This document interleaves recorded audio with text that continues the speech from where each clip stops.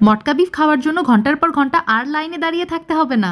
Authentic মটকা বিফের test বাসাতেই পেয়ে যাবেন। শুধু আমার দেখানো 3টা বিষয় খেয়াল রাখতে হবে মাস্ট। ফার্স্ট অফ অল, মশলার সঠিক ব্যালেন্স, দ্বিতীয় হচ্ছে মেরিনেশন, আর তৃতীয় হচ্ছে চুলার জাল।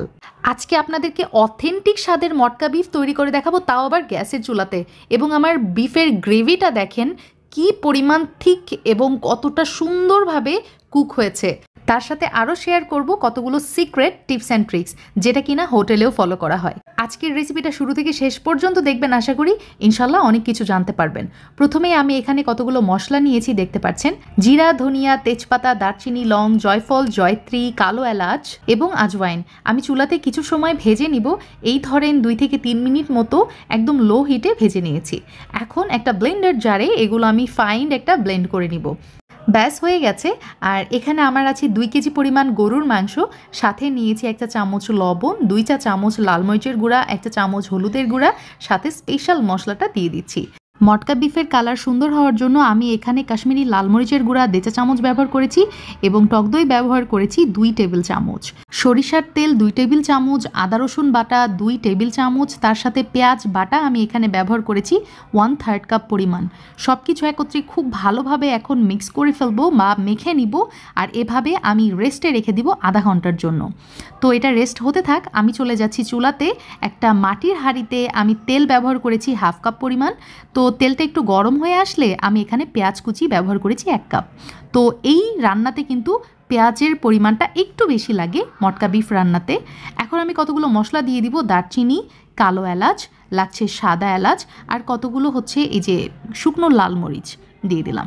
এখন খুব ভালো মতো আমি এটা ভেজে নিব। একদম ব্রাউন কালার করতে হবে এমনটা কিন্তু না, একটু পেঁয়াজটা পিঙ্কিশ টাইপ কালার আসবে তখন বুঝবেন হয়ে গেছে। এই পর্যায়ে আমি মেখে রাখা বিফগুলো আমি পাতিলের মধ্যে দিয়ে দিচ্ছি, মাটির হাঁড়িতে দিয়ে দিচ্ছি। চুলার জালটা কিন্তু মোস্ট ইম্পর্টেন্ট। মাটির হাঁড়িতে রান্না করলে চুলার জালটা সবসময় লো টু মিডিয়ামে রাখবেন, হাই হিটে কখনোই রান্না করবেন না। যাই হোক, মাংসটা একটু কিছু সময় কষিয়ে নিয়েছি। রসুন দিয়ে দিলাম 10 থেকে 12টা। 1 কাপ আমি পানি ব্যবহার করেছি। যখন মাংসে সুন্দর মতো বলক চলে আসছে তখন আমি একটু নাড়াচাড়া করে দিব। এখন আমি যেটা করব, হাঁড়ির ওপরে একটা আটার ডো আমি এভাবে বসিয়ে দিচ্ছি যাতে করে এটা স্টিম করতে সুবিধা হয়।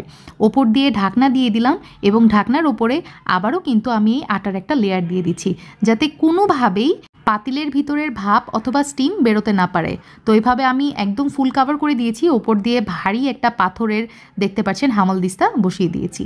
চুলার জালটা একদমই আমি লোতে করে দিয়েছি। আপনারা চাইলে পাতিলের নিচে একটা তাওয়াও রাখতে পারেন।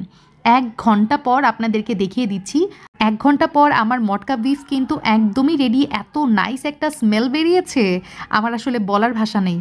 1 ঘন্টার মধ্যে আমার বিফের জাস্ট চেহারাটা দেখেন, কি লুক্রেটিভ চেহারা আসছে আর এত সুন্দর কালার হয়েছে মাশাল্লাহ। মনে হচ্ছে বিফগুলা পাতিল থেকে নামায় সরাসরি ভাতের প্লেটে নিয়ে নিই। যাই হোক, প্রথমে আগে আপনাদেরকে দেখাই, তারপরে খাওয়া। অনেক মজা হয়েছিল সত্যি কথা। আর এটার গ্রেভিটা দেখেন কি পরিমাণ কষানো হয়েছে। আসলে মটকা বিফের এটাই একটা মজার দিক। ধরেন মাংসটা আপনার ঘন্টার পর ঘন্টা ধরে কষিয়ে নিতে হবে না, কিন্তু অটোমেটিক এটা পাতিলের মধ্যেই কষানো হয়ে যাবে। অথেন্টিক এবং পারফেক্ট টেস্ট পেতে চাইলে এই রেসিপি কিন্তু একবার ট্রাই করতে হবে must. So enough for today, ইনশাল্লাহ আবার দেখা হবে খুব শীঘ্রই। আল্লাহ হাফিজ, আসসালামু আলাইকুম।